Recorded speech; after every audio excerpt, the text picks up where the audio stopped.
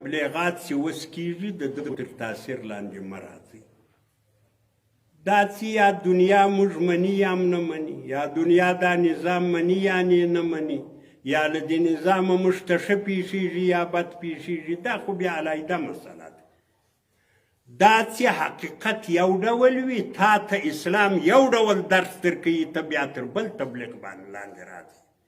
دا په دې پرون کې ما رادیو نیولې وه، په د ازادۍ رادیو کې لیو سړي نوم رسخیر ده، خو دا دوی چې د دوی په اصطلاح پوهان غږوي، پر دې وضع باندې یو یې غږاوه، هغه دا خبره وکړه چې دا خلک د مدرسو فارغ دي، دا په حکومت نه پوهېږي.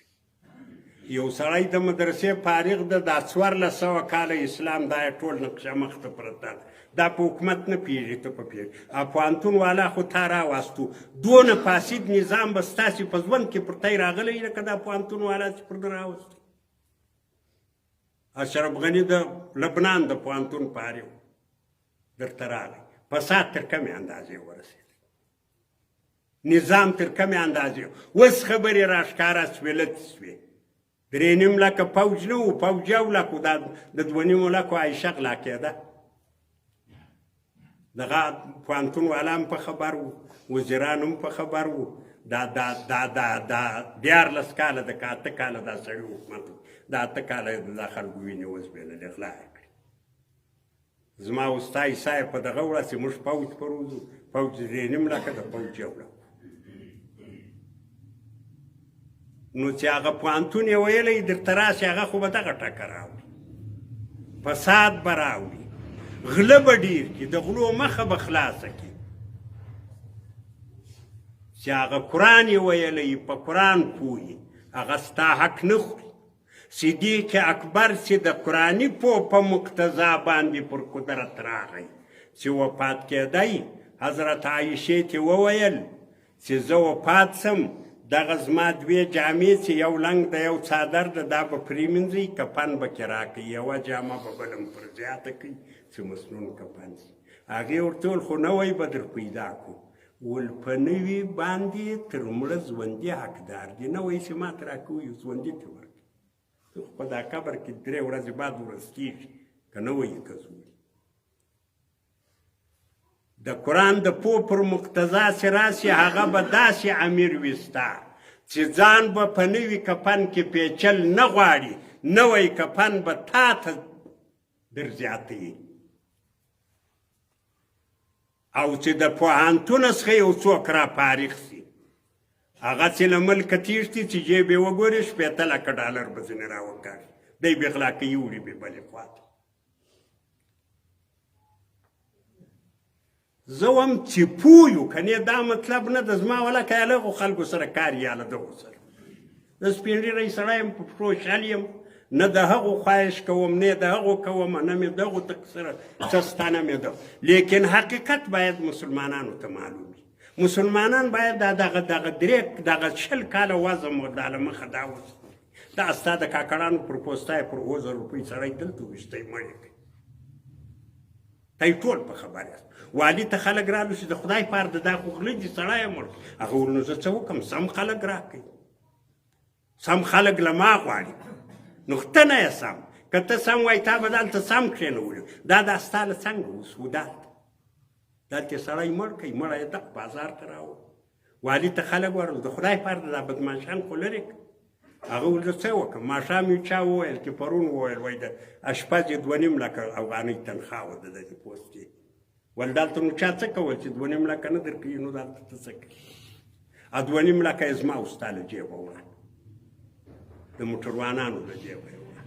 دا نظام و، دا د پوهنتون نظام و چې پر تا مسله ده. زه وایم دا صحیح د پوهنتون والاو کې به هم ښه خلک دي، داسې نه وایو چې ټول به دغه وي. مدرسې والاو کې به هم غلط خلک راځي، حتما به راځي، ټول ملایکه نه دي. لیکن ته چې دا انحصار دې په پوهنتون کې کړی دی، چې پوهنتون یې نه وي ویلی، هغه حکومت نشي کولی. نو ځان د پوهنتون خو دغه نتیجه وه. د قرآن تاریخ وګوره، اوس خو نور یې وخت نه ایجابوي. د حضرت عثمان رضی الله عنه د خلافت انداز به انشاءالله په بله جمعه کې زه درته بیان کړم. حضرت عثمان رضی الله عنه هم پر دغه بنیاد باندې خلیفه سوی ده لکه د حضرت صدیق رضی الله. بیا د نورو د خلفای بني امیه و حالت وګوره. د خلفا عباسیه و 1500 کاله مسلمانانو حکومت کړی ده. دا 1500 کاله په سر کې هغه علما وو چې هغه په قرآن داسې وه ستا ته تاریخ مجهول سی وه ستې سترګې له یوې خوا راپټې شوې پر بله خوا د دغو خلکو تبلیغاتو ته غوږ مه نسئ. یوه خبره دا ده چې موږ د دې امارت په رابطه باندې خبره درته کوو، بیا به هم وکړو بیا به هم وکړو. د دا دپاره دی زه نه یم چې زه امارت تقویه کوم. زه هم مسلمان باید پوه بیا د ښځو په رابطه چې دوی کم حقوق ورکړو ښځې یې کم انداز ته ورسوو. دا به هم له تاسې هم پټه نه وي چې زه څه وضاحت درته وکړم تاسې ته ښه معلومه شي د دې ښځو عفت څه شو په دا 100 کاله کې. اوس پر کم انداز دي دا ښځې دا ولاړې چې دا له چا سره ولاړې دا بیابان ته چې ولاړې. بله ورځ ما ته یو چا کیسه کوله ول په دا خلکو کې داسې تللي د امریکا کې ول ما یو شناخته ستا تلیفون مې ورسره وکړ ول هغه ول 8000 کسه په یو کیم کې یو ښځې دی ښځې راسره دي مړونه بل ځای په بله ډله کې تللي دي. نو موږ ول څه ګزاره څنګه د ګزاره خدای دا ورله وره خو د غی سره ګډ خیر د بیا یې داسې لکه عدالته ډاکټر چې دا یو شی را زړولی هلته وخواته مریضان ګوري داسې و پردم اوس مابین کې هلته سته د یوې خواته دي موږ د باندې چمن ته چې راوځو بیا سره ګډ شو. دا د هغو ښځو عفت ده دا یې حق ده د حق یې د ورکوي دا هم دونه په خوشحاله و دورې ورسره ولاړه د هغه عکس اوس له پردو 200 میندانو سره وځي ننوځي مېړه یې پر بله مخه تللی ده دا پر خپله مخه. دا د ښځو عفت و د ښځو عزت و د ښځو ابرو څه خوندي سو. نور چې د دې ملک کې له ښځو سره څه وسو هغه هم له تاسې پټ نه کړي. نو زه هم په کار دا ده د چا طرفداري به یا کوو یا بې نه کوو د چا ملګري به یا کوو یا بې نه کوو. دغه خبره حتمي ده چې د اسلام په حقیقت باندې پوه یو چې اسلام څه درڅه غواړي اسلام دې څه ته رابولي. واخر دعوانا ان الحمدلله.